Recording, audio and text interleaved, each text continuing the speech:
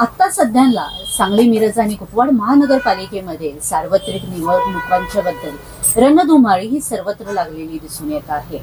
प्रत्येक उमेदवार हा मला तिकीट मिळावा यासाठी रात्रंदिवस प्रयत्न करताना दिसून येत आहे. सर्वसामान्य नागरिकांच्या मध्ये तळमळीने काम करणारा मुस्लिम समाजाचा एक तरुण नेतृत्व म्हणून समाजासमोर आलेले आपले युवा नेते यांच्याबरोबर आता आपण चर्चा करू.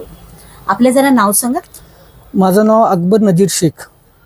आपण किती वर्षापासून समाजसेवा करताय? मी 2007 पासून समाजसेवा करत आलेलो आहे लोकांची.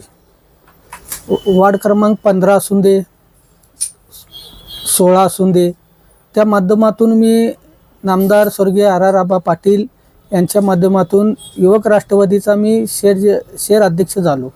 त्यापासून मला लोकांच्या सेवेमध्ये माझं काम बघून राष्ट्रवादी पक्षानं मला एक पद दिलं शहर अध्यक्षाचं.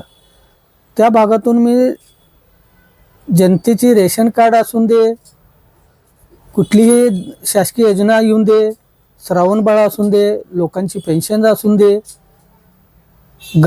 वार्डातले गटारीचं काम असून दे, काही सुद्धा फोन आले की तळमळीनं जाऊन आम्ही काम करत असतो. आपण आता कुठल्या वार्डातून आणि कुठल्या प्रभागातून कशा पद्धतीने आपण तिकीट मागितलेलं आहे? मी वार्ड क्रमांक 15 ओबीसी गटातून मागितलेला आहे, पुरुष.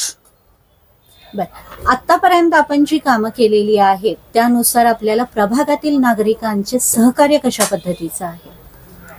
आत्तापर्यंत मी पक्षाचं काम करत असताना केव्हा तिकीट मागितलो नाही. केव्हा लोकांमध्येच आत्तामध्ये उत्साह आला की भैया तुम्ही उभा राहायला पाहिजे. माझ्या संग फिरणारी कार्यकर्ते, माझ्या संग जीवाभावाचे मित्र आणि गल्ली बोळातनं मी एवढं कामं केलं आहे. मला केव्हा इंटरेस्ट नव्हतं की इलेक्शन लढवायचं. तर आता मला माझ्या संग वार्डात एवढी प्रतिसाद मिळाल्याबद्दल मला बी असं वाटलं की मी कुठलंही निवडून आलो नाही आलो त्याचा भाग नाही आहे. जनतेसाठी मी निवडून आलं की थोडं आता काम होतं तर जादा होईल असं माझ्या मनात उत्साह उठलेले आहे. जर समजा तुम्हाला पक्षाकडून तिकीट नाही मिळालं तर तुम्ही अपक्ष म्हणून लढणार की थांबणार?